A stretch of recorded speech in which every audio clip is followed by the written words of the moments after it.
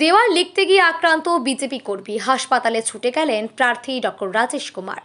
দ্বিতীয় দফার বিধানসভা নির্বাচনের আগে উত্তপ্ত হয়ে উঠল জগতল এলাকা। দেওয়াল লিখনের সভায় আক্রান্ত হলেন এক বিজেপি কর্মী।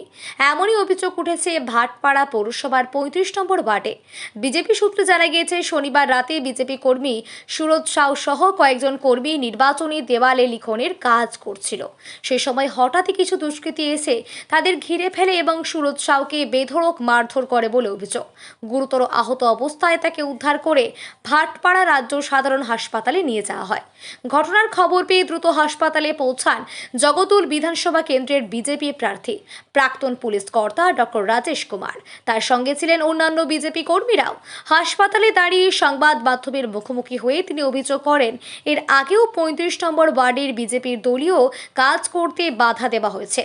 বিষয়টি আমি ব্যক্তিগতভাবে ব্যারাকপুর পুলিশ কমিশনারেটের নগরপালকে জানিয়েছি এবং নির্বাচন কমিশনের কাছেও লিখিত অভিযোগ দায়ের করেছে। বিজেপির দাবি, পরিকল্পিতভাবে তাদের প্রচার কর্মসূচিতে বাধা দেওয়া হচ্ছে। ঘটনাকে কেন্দ্র করে এলাকায় উত্তেজনা ছড়িয়েছে। আহত কর্মীর শারীরিক অবস্থা পর্যবেক্ষণে রেখেছেন চিকিৎসকেরা। আমরা এটা দেখছি, এরা যখন পুরো জগদ্দলে গ্রাউন্ড হারিয়ে ফেলছে, মানুষ এদের সাথে নেই।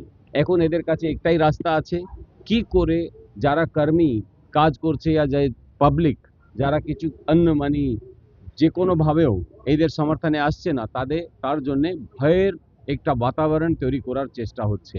আজকে আমাদের একজন লোক যখন বল রাইটিং করতে ব্যানার ওখানে লাগাচ্ছিল সুরজ সাউ, তখন ওকে 4 জন লোক, কি মুন্না, রোমা, পবন, ধনু, এইরকম 4 জন লোক ওখানে এসে ওকে ধরে নিয়ে গিয়ে অন্য সাইডে নিয়ে গেছে।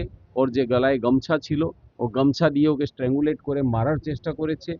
ও বাচ্চার দাদি ওখানে পৌঁছে ওকে হাত জোড় করে যে কোনোভাবে ছাড়িয়েছে, আদারওয়াইজ ওকে ওরা মার্ডারই করে দিত। এবং তারপরে ছেড়ে ওখান থেকে গিয়েছে। আমি পুলিশকেও ফোন করলাম, ওনাকে জানিয়েছি যে এই ধরনের ক্রিমিনাল অ্যাক্টিভিটি এখানে চলছে, ইমিডিয়েটলি এর উপরে অ্যাকশন করার দরকার আছে। তারপরে আমি ওখানে গেলাম, তখন শুনলাম কি আইসি, এসিপি, অন্য সিনিয়র অফিসাররা ওখানে গিয়েছিল। আমি এটাই চাই কি এই ধরনের যে টেরর ক্রিয়েট করার চেষ্টা করা হচ্ছে জগদ্দলের উপরে, যেই ধরনের অ্যাক্টিভিটি চলছে ওটা ইমিডিয়েটলি বন্ধ করার দরকার আছে।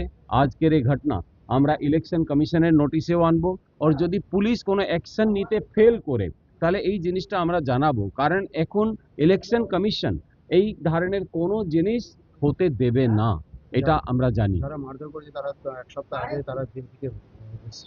হ্যাঁ, এটাও হয়েছে। তার 1 মাস আগেও রাফলি মার্চ মাসের মধ্যে আরও একজন কর্মীর উপরেও এই ধরনের হামলা চালিয়েছে।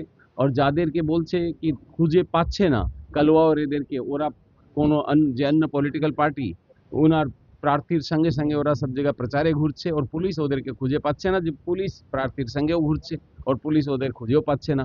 এই ধরনের জিনিসটা দ্বিচারিতা চলতে পারবে না। আমরা এই জিনিসটা ইলেকশন কমিশনের নোটিশে আনবো। আমি সিপি ব্যারাকপুর ওনাকে আবার রিকোয়েস্ট করছি, আপনার মাধ্যমেও রিকোয়েস্ট করছি কি নিরপেক্ষভাবে এর মধ্যে অ্যাকশন নেওয়ার প্রয়োজন আছে। না এটা দেখে যারা ক্রিমিনাল আছে তাদেরকে বন্ধ করতে হবে, এই ধরনের অ্যাক্টিভিটি যারা করছে তাদের উপরে কড়া ব্যবস্থা নিতে হবে। জগদ্দলের মধ্যে এই ধরনের আতঙ্ক সৃষ্টি করা যাবে না। আমি না, ওটা হবে, আমাদের পূর্ণ আস্থা আছে ইলেকশন কমিশনের মধ্যে। অফিসাররাও খুব ভালো আছে, আমরা আশা করি ওরা নিরপেক্ষভাবে কাজ করবে। আদারওয়াইজ পুলিশের মধ্যে তো ব্যবস্থা আছে, উপর অব্দি সব অফিসারদেরকে আমরা জানাবো, অ্যাকশন নেওয়া হবে। এটাই তো হয়ে যাচ্ছে কি বিজেপি করাটা অপরাধ হয়ে যাচ্ছে, বিকজ এদের তো গ্রাউন্ড এরা হারিয়ে ফেলছে।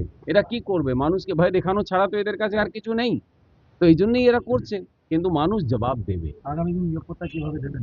নিরাপত্তা হবে, আমরা এদের পাশে দাঁড়িয়ে আছি, এদের সঙ্গে থাকবো, যেখানে অবধি যেতে হবে আমরা যাব, আমরা এদের সঙ্গে আছি। এই ধরনের টেরর কিন্তু চলতে পারে না। পশ্চিমবঙ্গে রুল অফ ল থাকবে, ইলেকশন কমিশন আছে, আইনের শাসন থাকবে, এটা আমরা আশা করছি। এই ধরনের টেরর কেউ ক্রিয়েট করতে পারবে না।